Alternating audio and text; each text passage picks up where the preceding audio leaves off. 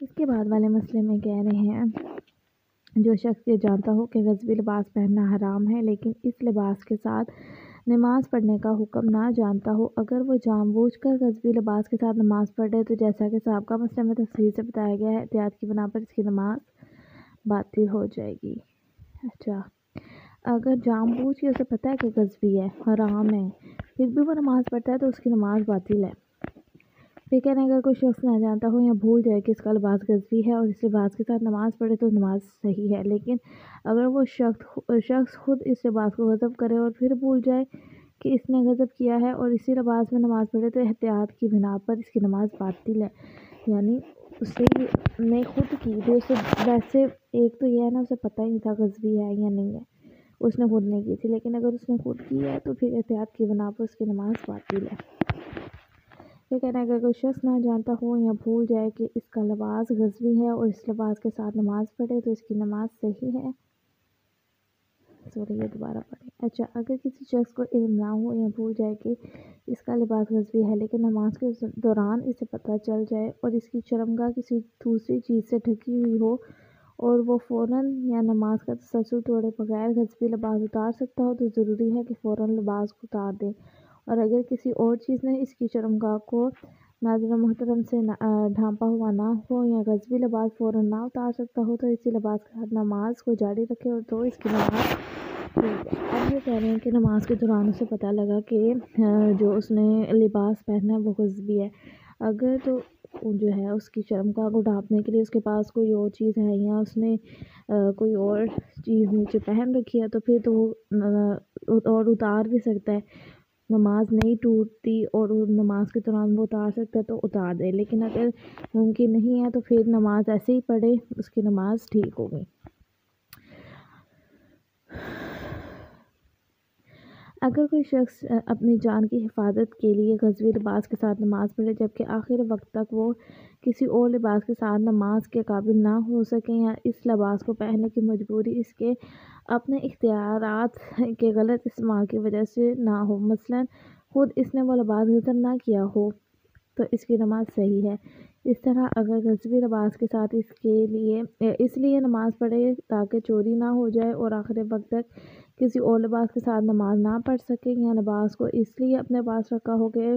پہلی فرصت میں اس کے مالک کو پہنچا سکے تو اس کی نماز صحیح ہے۔ اگر اس کا نیت ٹھیک ہے، مین بات یہ ہے، ٹھیک ہے، اس کی اگر نیت ٹھیک ہے اور اس سے خود نہیں تھا پتہ کہ غضبی ہے یا نہیں ہے تو اس کی نماز ٹھیک ہے، لیکن اگر جان بوجھ کے وہ کرتا ہے تو پھر نماز باطل ہوگی، ٹھیک ہے۔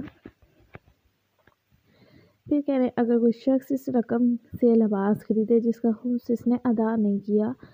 جبکہ سودے میں رائج طریقہ کار کے مطابق قیمت اپنے ذمہ لے لی ہو تو لباس اس کے لیے حلال ہے، البتہ وہ ادا شدہ قیمت کے خمس کا مقروض ہوگا، ٹھیک ہے۔ لیکن اگر اس نے عین اسی مال سے لباس خریدا ہو جس کا خمس ادا نہیں کیا تھا تو حاکم شرع کی اجازت کے بغیر اس لباس کے ساتھ نماز پڑھنے کے لیے وہی حکم ہے جو غضبی لباس کے ساتھ نماز پڑھنے ہے۔ اب یہ کہہ رہے ہیں کہ اگر ایک شخص لباس خریدتا ہے ان پیسوں سے جس کا خمس ادا نہیں کیا گیا تو جو ہے اور اس کی قیمت وہ اپنے ذمہ لے لیتا ہے کہ میں دے دوں گا تو پھر حلال ہے، مطلب لباس کا نماز پڑھ سکتا ہے، لیکن اسے خمس ادا کرنا پھر ضروری ہوگا، مقروض ہو جائے گا، ٹھیک ہے۔ لیکن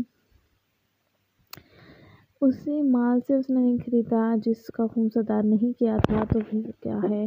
نہ ہی اپنے ذمہ لیتا ہے، کچھ بھی نہیں کرتا تو پھر اس کی اجازت کے بغیر لینا محل اشغال ہے، یعنی نماز اس کے لیے پہلے اجازت لینی ہوگی حاکم شرع سے، ٹھیک ہے۔ آگے تیسری شرط، تین ہی ہیں یہ بھی پڑھ لیتے ہیں۔ ضروری ہے کہ نماز پڑھنے والے کا وہ لباس جس سے بے تنہائی شرمگاہ کو چھپایا جا سکتا ہو، انہیں جہندہ رکھنے والے مردار کے ذات سے بنا ہوا نہ ہو،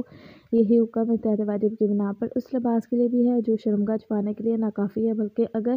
لباس اس مردہ حیوان مثلاً مچھلی اور سانپ سے تیار کیا جائے جس کا خون جہندہ نہیں ہوتا، احتیاط مستحب ہے کہ اس کے ساتھ نماز نہ پڑھے، ٹھیک ہے۔ نماز کی شرط بتا رہے ہیں لباس کس طرح کا ہونا چاہیے، اگر خون جہندہ رکھنے والے کسی جانور کا بنا ہوا ہے تو پھر آپ نماز نہیں پڑھ سکتے، ضروری یہ ہے کہ دوسرے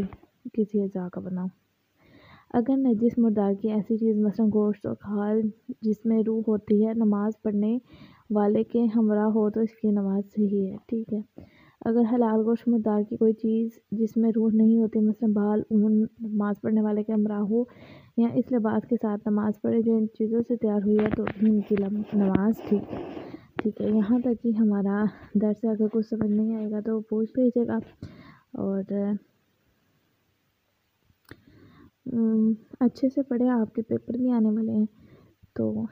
جو چیز نہیں سمجھ آتی پیچھے سے بھی کوئی کویسچن وغیرہ ہے تو آپ پوچھ سکتے ہیں۔ شکریہ، اللہ حافظ۔